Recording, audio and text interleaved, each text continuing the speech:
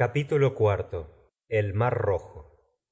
Durante el día 29 de enero desapareció bajo el horizonte la isla de Ceilán, y el Nautilus, con una velocidad de 20 millas por hora, se deslizó por entre aquel laberinto de canales que separan las Maldivas y Laquedivas. Costeó también la isla de Quitán, tierra de origen madrepórico, descubierta por Vasco de Gama en 1499, y una de las 19 principales islas de ese archipiélago de las Laquedivas, situada entre 19 grados y 14 grados 30 minutos de latitud norte y 69 grados y 50 grados 72 minutos de longitud este. Habíamos andado hasta entonces 16.220 millas, o 7.500 leguas, desde nuestro punto de partida en los mares del Japón. Al día siguiente, 30 de enero, cuando el Nautilus volvió a subir a la superficie del océano, no había ya tierra a la vista. Seguía la ruta al nor-noroeste, dirigiéndose hacia ese mar de Omán, abierto entre la Arabia y la península india, que sirve de mercado al Golfo Pérsico. Evidentemente era un callejón sin salida posible. ¿Dónde nos conducía, pues, el capitán Nemo? Yo no hubiera podido decirlo, y el canadiense, ese día, no hallándose muy satisfecho al ver el rumbo que llevábamos, me preguntó dónde íbamos. Vamos, señor Ned, a donde nos conduce el capricho del capitán. El canadiense respondió: ese capricho no podrá conducirnos muy lejos, y si entramos ahí, no tardaremos mucho en volver sobre nuestros pasos. Bueno, volveremos, señor Land. Y si después del Golfo Pérsico quiere el Nautilus visitar el Mar Rojo, ahí tenemos siempre el estrecho de Bab el Mandeb que nos dejará paso. No os enseñaré, señor, respondió Ned Land, que el Mar Rojo está tan cerrado como el Golfo, puesto que el Istmo de Suez aún no está abierto, y aunque lo estuviera, un buque misterioso como el nuestro no se aventuraría en aquellos canales cortados por las esclusas. Así pues, el Mar Rojo no es el camino que nos ha de conducir a Europa. Tampoco he dicho yo que volviéramos a Europa. Pues, ¿qué suponéis? Supongo que después de haber visitado estos curiosos sitios de la Arabia y del Egipto, el Nautilus volverá a bajar al Océano Índico, quizás a través del canal de Mozambique, quizá a lo largo del canal de las Mascareñas, de modo que gane el Cabo de Buena Esperanza. El canadiense preguntó con particular insistencia: ¿y una vez en el Cabo de Buena Esperanza? Toma, penetraremos en ese Atlántico que aún no conocemos. ¿Acaso, amigo Ned, os halláis ya fatigado de este viaje por debajo de las olas y os sentís molesto ante el espectáculo incesantemente variado de las maravillas submarinas? Por lo que a mí respecta, vería con mucho disgusto que finalizara este viaje que muy pocos hombres habrán tenido ocasión de ver. Sabéis, señor Aronnax, respondió el canadiense, que ya hace casi 3 meses que nos hallamos aprisionados a bordo de este Nautilus. No, Ned, no lo sé, ni quiero saberlo, ni cuento los días ni las horas. Pero, ¿y la conclusión? La conclusión vendrá en tiempo oportuno. Y por otra parte, nada podemos hacer. Y discutimos inútilmente. Si vinierais a decirme, mi valiente Ned, que se nos ofrece una probabilidad de evasión, entraría en discusión con vos. Pero como no nos hallamos en ese caso, hablándoos con franqueza, no puedo creer que el capitán Nemo se aventure nunca en los mares europeos. Por este corto diálogo podrá comprenderse que, fanático del Nautilus, me había encarnado en la piel de su comandante. Por lo que a Ned Land se refiere, terminó la conversación con estas palabras en forma de monólogo. pero a mi parecer, donde no hay espontaneidad, no hay placer. Durante 4 días, hasta el 3 de enero, permaneció el Nautilus visitando el mar de Omán a diversas profundidades y con distinta velocidad, marchando al acaso, como si hubiera titubeado en el camino que debía seguir, aunque sin pasar nunca el trópico de Cáncer. Al dejar este mar, estuvimos algunos momentos contemplando a Mascate, la más importante ciudad del país de Omán.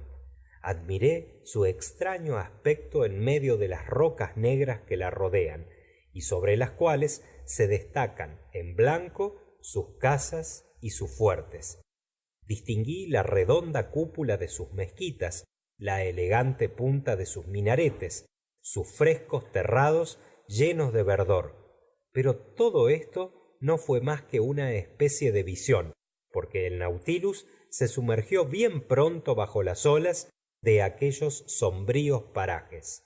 Después caminó a una distancia de 6 millas de las costas arábicas de Majrá y Hadramán y su ondulada línea de montañas, donde se ostentaban algunas antiguas ruinas. El 5 de febrero entrábamos por fin en el golfo de Adén, verdadero embudo introducido en el estrecho de Bab el Mandeb, que deja paso de las aguas Indias al Mar Rojo. El 6 del mismo mes flotaba el Nautilus a la vista de Adén, colgado sobre un promontorio reunido al continente por un istmo estrecho, especie de Gibraltar inaccesible, cuyas fortificaciones han rehecho los ingleses después de apoderarse de él en 1839. Pude entrever los minaretes octógonos de esta ciudad, que fue en otro tiempo el depósito comercial más rico de la costa, según dice el historiador Edrisi.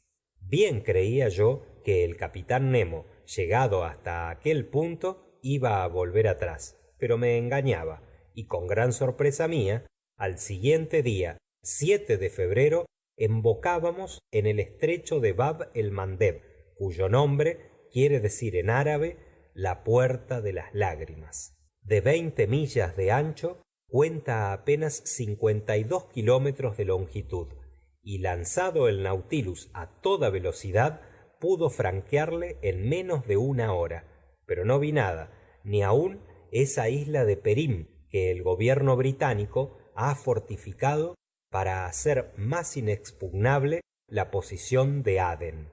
Surcaban aquel estrecho pasaje muchos vapores ingleses y franceses de la línea de Suez a Bombay, a Calcuta, a Melbourne, a Bourbon y a Mauricio, y no pudiéndose mostrar el Nautilus, se mantuvo prudentemente entre dos aguas.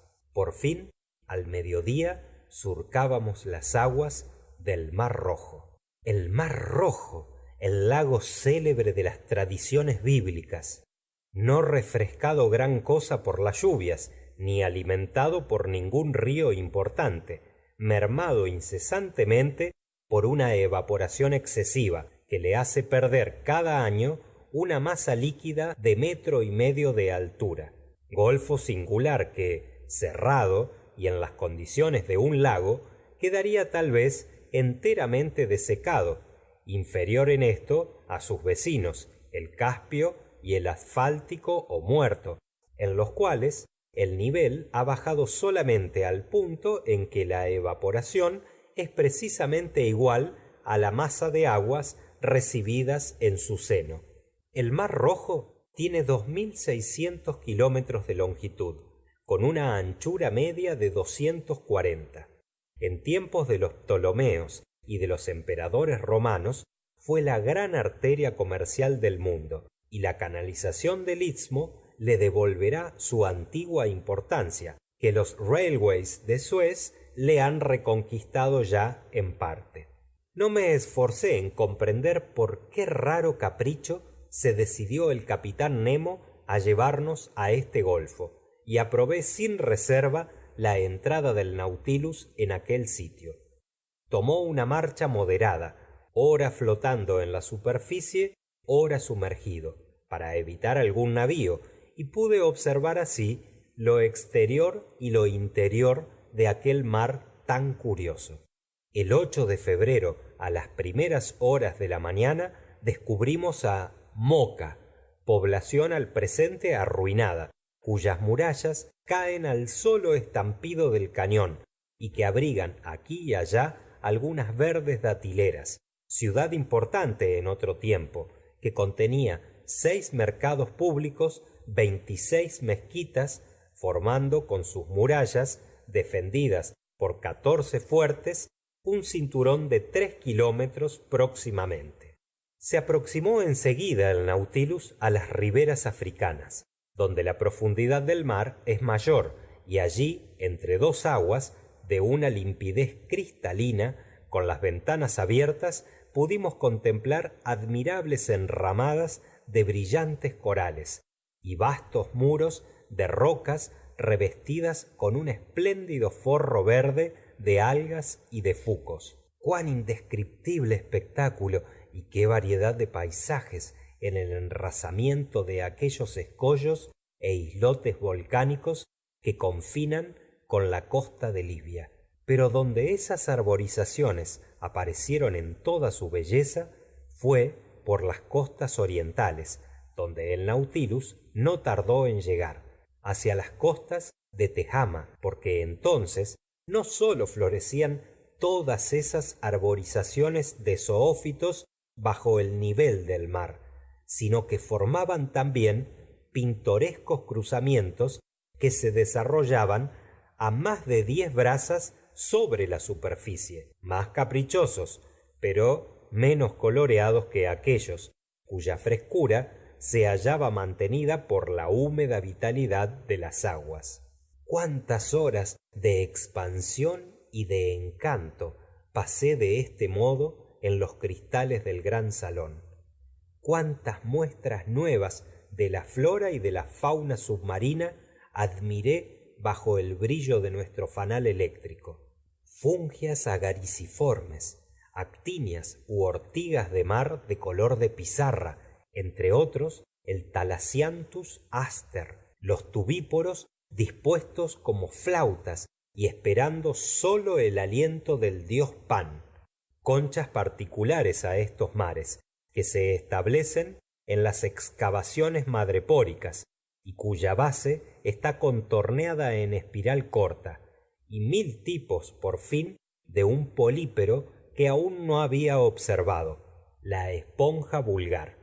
La clase de las esponjas, primera del grupo de los pólipos, ha sido precisamente creada para este precioso producto, cuya utilidad es incontestable. No es la esponja un vegetal, como lo admiten todavía algunos naturalistas, sino un animal del último orden, un polípero inferior al del coral, y no siendo dudosa su animalidad, no se puede adoptar la opinión de los antiguos, que le miraban como un ser intermediario entre la planta y el animal, debiendo decir, sin embargo, que los naturalistas no están de acuerdo sobre el modo de organización de las esponjas. Para los unos es un polípero, y para otros, como Milne Edwards, es un individuo aislado y único. La clase de los espongiarios contendrá próximamente 300 especies, que se encuentran en diversos mares y aún en ciertas corrientes de agua donde han recibido el nombre de fluviales, pero sus aguas predilectas son las del Mediterráneo, archipiélago griego, costa de Siria y Mar Rojo. En esos puntos se reproducen y desarrollan esas esponjas finísimas y suaves, cuyo valor se eleva hasta 150 francos. La esponja rubia de Siria, la esponja dura de Berbería, etc. Y ya que yo no podía estudiar esos zoófitos en las escalas de Levante, de donde nos hallábamos separados por el istmo de Suez, me contenté observándolas en las aguas del Mar Rojo. Llamé, pues, a consejo a mi lado, mientras que el Nautilus, a una profundidad media de 8 a 9 metros, pasaba rasando lentamente por todas aquellas hermosas rocas de la costa oriental. Allí crecían las esponjas de todas formas, las esponjas pediculares, foliáceas, globulosas, justificando con bastante exactitud esos nombres de canastilla, de cáliz, de rueca, de cuerno de ante, de pie de león, de cola de pavo real, de guante de Neptuno, que les han atribuido los pescadores, más poetas que los sabios. Escapábanse a cada momento de su tejido fibroso, bañado de una sustancia gelatinosa medio fluida, pequeños chorros de agua, que después de haber llevado la vida a cada celdilla, eran repelidos por movimientos de contracción. Esa sustancia desaparece después de la muerte del pólipo y entra en putrefacción desprendiendo amoníaco. Solo quedan entonces esas fibras córneas o gelatinosas de que se compone la esponja doméstica, que toma un tinte rojizo y que se emplea en diversos usos, según su grado de elasticidad, permeabilidad o de resistencia a la maceración. Estos políperos estaban adheridos a las rocas, a las conchas de los moluscos y a los tallos del hidrófito, y guarnecían las más pequeñas fragosidades, presentándose, unas enderezándose o pendientes, cual excrescencias coralinas. Enseñé a Consejo que esas esponjas se pescaban de dos maneras, a la draga y a mano. Este último método, que necesita el empleo de los buzos, es preferible porque, respetando el tejido del polípero, le deja un valor muy superior. Los otros zoófitos que pululaban cerca de los espongiarios consistían principalmente en medusas de una especie muy elegante. Los moluscos estaban representados por varias especies de calamares, que, según Orvigui, son especiales al Mar Rojo, y los reptiles por tortugas virgata, pertenecientes al género de las quelonias, que suministraban en nuestra mesa un manjar suave y delicado. Por lo que hace a los peces, eran numerosos y muchas veces notables. He aquí los que solían penetrar más frecuentemente en las redes del Nautilus. Rayas, entre las cuales las de forma oval de color de ladrillo, cuyo cuerpo se halla sembrado de manchas azules desiguales y que pueden conocerse por su doble aguijón en forma de sierra. Arnax, de lomo plateado, pastinacas, de cola puntiaguda, bocats, vastas mantas largas de 2 metros que oscilaban en las aguas, anodontes, absolutamente desprovistos de dientes, especie de cartilaginosos que se acercan a la lija, ostraciones dromedarios, cuya córcova termina por un aguijón encorvado de 1,5 pies de largo, ofidias, verdaderas murenas de cola plateada, de azulado lomo y pectorales oscuras, bordadas por una lista gris, fiátola, especie de estromáteas, listadas con rayitas de oro y adornadas con los 3 colores de la bandera francesa, los blémitos garamitos, largos como de unos 4 decímetros, magníficas caballas adornadas con 7 anchas listas transversales de un magnífico negro, nadaderas azules y amarillas, y escamas de oro y de plata, centrópodos, salmonetes de cabeza amarilla, escaros, labros, balistes, gubios y otros 1000 peces, comunes a los océanos que habíamos atravesado ya. El Nautilus flotaba el 9 de febrero en la parte más ancha del Mar Rojo, comprendida entre Soaquín en la costa oeste y Quonfodah en la costa este, en un diámetro de 190 millas. Al mediodía el capitán Nemo subió a la plataforma donde yo me encontraba y me propuse no dejarle marchar sin presentir por lo menos sus ulteriores proyectos.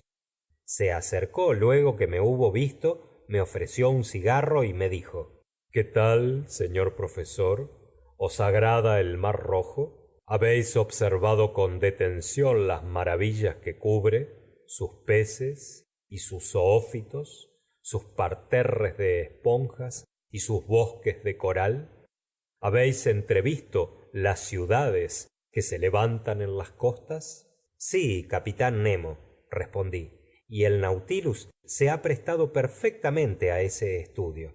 Ah, es un buque inteligente.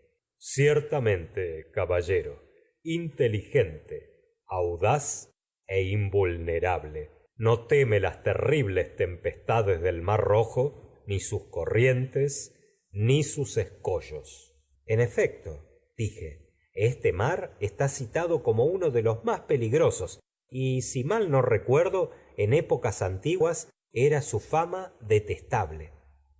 Detestable, señor Aronnax. Los historiadores griegos y latinos hablan pestes de él. Y Estrabón dice que particularmente es duro en las épocas de los vientos etesios y en la estación de las lluvias. El árabe Edrisi, que le pinta bajo el nombre de Golfo de Colzum, refiere que los navíos perecían en gran número en los bancos de arena y que nadie se aventuraba a navegar allí por la noche, y añade que es un mar sujeto a espantosos huracanes, sembrado de islas inhospitalarias, y que nada bueno ofrece ni en sus profundidades ni en su superficie, opinión que profesan también Arriano, Agatárquides y Artemidoro. Bien claro se puede ver, repliqué, que esos historiadores no han navegado en el Nautilus. Sin duda, respondió sonriendo el capitán. Y bajo ese aspecto no están mucho más adelantados los modernos que los antiguos, habiendo necesitado muchos siglos para hallar la potencia mecánica del vapor. ¿Quién sabe si dentro de 100 años se verá un segundo Nautilus? Porque los progresos son muy lentos, señor Aronnax. No lo niego, respondí. Vuestro navío adelanta un siglo, o quizá muchos, a su época. Qué desgracia que semejante invento haya de morir con su autor. El capitán no me respondió, y después de algunos minutos de silencio dijo: ¿me habéis hablado de la opinión de los antiguos historiadores acerca de los peligros que ofrece la navegación del Mar Rojo? Sí, respondí, pero ¿no eran exagerados sus temores? Sí y no, señor Aronnax, me respondió el capitán Nemo, que me pareció poseía a fondo su Mar Rojo. Lo que no es peligroso para un navío moderno bien acondicionado, sólidamente construido, dueño de su dirección gracias al vapor, obediente, ofrecía muchos peligros de todas clases a los buques de los antiguos. Conviene, para comprender esto, representarse a los primeros navegantes, que se entregaban al mar en barcas hechas de tablas, sujetas con cuerdas de palmera, calafateadas con resinas y barnizadas con grasa de perros marinos. No tenían instrumentos para averiguar la dirección y caminaban a merced de las corrientes, que apenas conocían. En tales condiciones eran y debían ser numerosos los naufragios. Pero en nuestros tiempos, los vapores que hacen servicio entre Suez y los mares del sur no tienen ya nada que temer en ese golfo, a despecho de los vientos contrarios. Sus capitanes y sus pasajeros no se preparan ya al partir por medio de sacrificios propiciatorios, y no van tampoco a la vuelta adornados de guirnaldas y banderolas doradas a dar gracias a los dioses en el inmediato templo. Convengo en ello, dije, y me parece que el vapor ha matado el reconocimiento en el corazón de los marinos. Y ya que parecéis haber estudiado especialmente este mar, ¿no podríais, capitán, indicarme cuál es el origen de su nombre?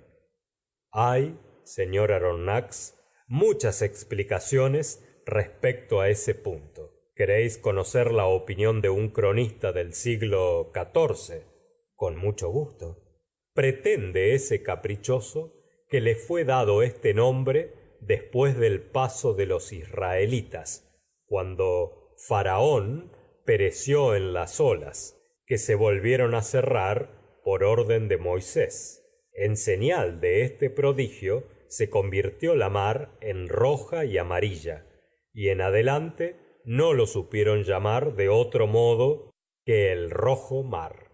Esa es una explicación de poeta, capitán Nemo, respondí. Mas no podría yo contentarme con ella, y os pregunto cuál es vuestra opinión personal. Aquí está.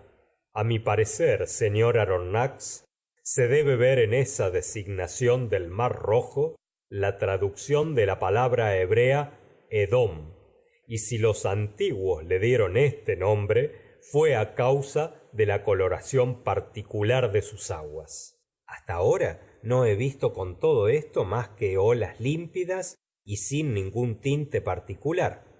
Verdad es, solo que adelantándose hacia el fondo del golfo podréis notar ese singular aspecto. Y recuerdo que he visto la bahía de Thor enteramente roja, como un lago de sangre. ¿Y atribuís este color a la presencia de una alga microscópica? Sí, es una materia mucilaginosa purpúrea, producto de esas pequeñuelas plantitas, conocidas con el nombre de tricodesmias, de las cuales se necesita reunir 40.000 para ocupar el espacio de 1 milímetro cuadrado. Tal vez las encontraréis cuando estemos en la bahía de Thor. Así pues, capitán Nemo, ¿no es esta la primera vez que recorréis el Mar Rojo a bordo del Nautilus? No, señor. Entonces, puesto que me habéis hablado del paso de los israelitas y de la catástrofe de los egipcios, os preguntaré si habéis reconocido bajo las aguas las huellas de ese gran suceso histórico. No, señor profesor, y por una razón poderosa. ¿Cuál? Que el punto mismo por donde Moisés ha pasado con todo su pueblo está ahora tan enarenado que apenas pueden bañarse allí los pies los camellos. Y ya comprendéis que mi Nautilus no tendría bastante agua. ¿Y dónde es ese sitio? Pregunté. Ese paso se halla situado un poco más arriba de Suez, en ese brazo que formaba en otro tiempo una profunda ensenada, cuando el Mar Rojo se extendía hasta los lagos amargos. Milagroso o no el paso de los israelitas, la verdad es que por allí pudieron ganar la tierra prometida, pereciendo precisamente en ese sitio el ejército del faraón. Soy, pues, de opinión que si se practicaran escrupulosas investigaciones en medio de esas arenas, se descubrirían indudablemente una gran cantidad de armas e instrumentos de origen egipcio. Evidente es eso, respondí, y debemos esperar que los arqueólogos harán tarde o temprano esas investigaciones, cuando se establezcan nuevas ciudades en ese istmo, después de abierto el canal de Suez, que es bien inútil, por cierto, para un buque como el Nautilus. Cierto, pero es útil al mundo entero, dijo el capitán Nemo. Los antiguos habían comprendido la utilidad de establecer una comunicación entre el Mar Rojo y el Mediterráneo para sus negocios comerciales. No pensaron en abrir un canal directo y tomaron el Nilo por intermediario. Probablemente el canal que reunía el Nilo con el Mar Rojo fue empezado en el tiempo de Sesostris, si se le ha de creer a la tradición. Lo cierto es que 615 años antes de Jesucristo emprendió Necao los trabajos de un canal, alimentado por las aguas del Nilo a través de la llanura de Egipto que mira a la Arabia. Ese canal se remontaba en 4 días y era tal su anchura que podían pasar de frente 2 triremes. Fue continuado por Darío, hijo de Isaspes, y acabado probablemente por Ptolomeo II. Estrabón llegó a verle empleado en la navegación, pero la poca pendiente que había entre su punto de partida, cerca de Bubasto, y el Mar Rojo, le hacía navegable sólo durante algunos meses. Sirvió este canal al comercio hasta el siglo de los Antoninos, abandonado, enarenado, restablecido de nuevo por las órdenes del califa Omar, fue definitivamente cegado en 761 o 762 por el califa Almanzor, que quiso impedir la llegada de los víveres a Mohamed ben Abdalá, que se había sublevado contra él. Durante la expedición de Egipto, vuestro general Bonaparte volvió a hallar los vestigios de esos trabajos en el desierto de Suez, y sorprendido por la marea, estuvo a punto de perecer algunas horas antes de llegar a Hadjaroth, allí mismo donde Moisés había acampado 3300 años antes que él. Y bien, capitán, lo que los antiguos no se habían atrevido a emprender, la unión de entrambos mares, que abreviara en 9000 kilómetros el camino de Cádiz a las Indias, lo ha hecho Lesseps, que por este medio habrá cambiado dentro de poco el África en una inmensa isla. Sí, señor Aronnax, tenéis motivo para mostraros enorgullecido por vuestro compatriota, hombre que honra más a una nación que los grandes capitanes. Como muchos otros, ha empezado por hallar disgustos y negativas entre los imposibilistas, pero ha triunfado porque tiene el genio de la voluntad. Y es tristísimo pensar que esa obra, que hubiera debido ser una obra internacional, bastante a ilustrar un reinado, haya necesitado solo para su éxito la energía de un solo hombre. Gloria, pues, a Fernando Lesseps. Sí, gloria a ese gran ciudadano, respondí, sorprendido al escuchar el acento solemne con que el capitán Nemo había hablado. Desgraciadamente, repuso, no puedo conduciros a través del canal de Suez, pero podréis distinguir los largos muelles de Port Said pasado mañana cuando lleguemos al Mediterráneo. ¿Al Mediterráneo? Exclamé. Sí, señor profesor. ¿Os asombra eso? Me asombra pensar que estaremos allí pasado mañana. ¿De veras? Sí, aun cuando debiera haberme acostumbrado a no asombrarme de nada desde que estoy a bordo de vuestro buque. ¿Y por qué halláis eso sorprendente? Porque me parece espantosa la velocidad que habréis de imprimir al Nautilus si ha de hallarse pasado mañana en el Mediterráneo, habiendo dado vuelta al África y doblado el cabo de Buena Esperanza. ¿Quién os dice que dará la vuelta al África, señor profesor? ¿Quién habla de doblar el cabo de Buena Esperanza? A menos que el Nautilus navegue por tierra firme y pase por cima del istmo, o por debajo, señor Aronnax. ¿Por debajo? Sin duda, respondió con mucha tranquilidad el capitán Nemo.